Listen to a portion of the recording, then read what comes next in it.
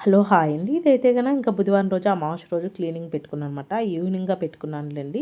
ఎందుకంటే పొగలంతా ఇంక మిగతా పనులుంటాయి కాబట్టి సాయంత్రంగా పెట్టుకున్నాను. ఇంకా మొత్తం ఈ బుట్టయితే నేను దేవుని రూమ్‌లో పెట్టుకున్నాను. ఇంకా అయితే గన ప్లాస్టిక్ పెట్టుకోకూడదు అన్నారు.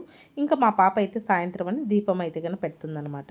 ఇంక నేనైతే గన యెల్లో పెయింట్ మా వారికైతే గన తెచ్చిమన్నాను. మామూలుగా గుమ్మానికి ఒకసారి మేము ఉండేది రెంట్ హౌస్ అయినా ఎక్కడ ఉంటే రెంట్ హౌస్‌లో అక్కడే అండి. 1 ఇయర్‌కి ఓసారి అయితే గన కడపమాన్లకి ఖచ్చితంగా నేను యెల్లో కలర్ పెయింట్ అయితే ఏసేస్తాననమాట. మిగతాదంతా పసుపు రాసి బొట్లు పెట్టుకుంటాను. అది బాగా ఇష్టము. ఎందుకంటే మరీ పచ్చగా లేకంటే గుమ్మం అనేది బాగుండదు. కొంచెం బార్డర్‌లాగా కూడా ఏసాను ముందర. ఇంతకు ముందుండే ఇంటికైతే చాలా డెకరేషన్ చేశాను. ఆ ఇంట్లో అయితే 8 మంత్సే ఉన్నాననమాట.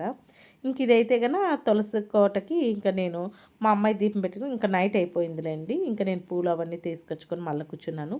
ఇంక అక్కడైతే గన నీట్‌గా పసుపు బొట్లు అంతా పెట్టేసాను. నైట్ అంతా ఆరిపోతే బాగుంటుంది అనేసి. ఇంక తెల్లవారు బేస్తవారం తెల్లారితోనే ఇంకా అయితే 5 లోపలే లేసేస్తానండి ఎప్పుడు. ఇంకెప్పుడన్నా బై మిస్టేక్ అయితే 5 పైన అవుతుందేమో ఒక కాలు గంట అట్లా అంతకు లోపలే లేసేస్తాననమాట. ఆటోకి ఎయకముందు అయితే 5 పైన లేసినా మనకేం ప్రాబ్లమ్ లేదు. ఇప్పుడు ఆటోకి ఏసేసాం మా పాపని అందుకనేసి. ఇంక నేను స్టవ్‌కి అయితే క్లీన్ చేసేసి ఇంక బొట్లు అయితే పెట్టేస్తున్నాననమాట. ఇట్లా ట్రేలతో ఎందుకేస్తున్నాను ముగ్గంటే చేత్తో ఏస్తుంటే స్టవ్ అంతా ఎళ్ళిపోతాంది. అందుకని ట్రేతో ఏస్తే అట్లా అతుక్కుపోతుందని అక్కడైతే ఇంకా స్టవ్‌కి అన్నపూర్ణాదేవికి పూజ చేసి నేను దండం పెట్టుకొని స్టవ్ అయితే వెలిగించేసాను.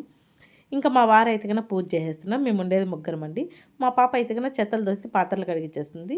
ఇంకా నేను వంట పని గాని చూసుకుంటాను. మా వారు స్నానం చేసి పూజ అయితే చేసేస్తాడనమాట. ఇంకా పూజ కూడా బాగా అయిపోయింది. అంటే నేనే 2 పూలే పెట్టమన్నాను. ఎందుకంటే పటాలంతా మళ్ళీ ఈరోజు తుడిచేస్తాను బేస్తవారం రోజు. ఇంకా రేపు నుండి మనకు శ్రావణ శుక్రవారం కదా అందుకనేసి.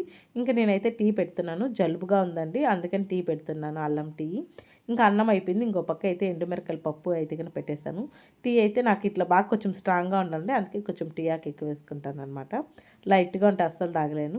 ఇంకా నేను మా వారు ఖచ్చితంగా టీ తాగేటప్పుడు ఒక 10 నిమిషాలు కూర్చొని ఎక్కువ కాఫీనే నేను పెడితేనే టీ అనమాట.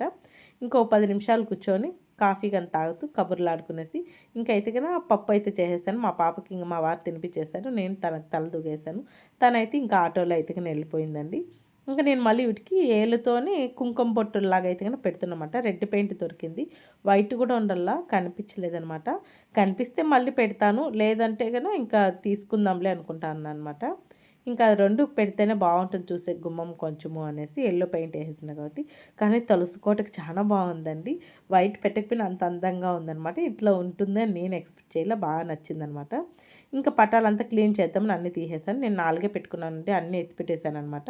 ఇంకా జవాది పౌడర్ అనమాట. పచ్చ కర్పూరము, ఇంకా రోజ్ వాటరు అంటే ఒక బౌల్‌లోకి ఎత్తుకొని వేసుకొని ఇంకా నీట్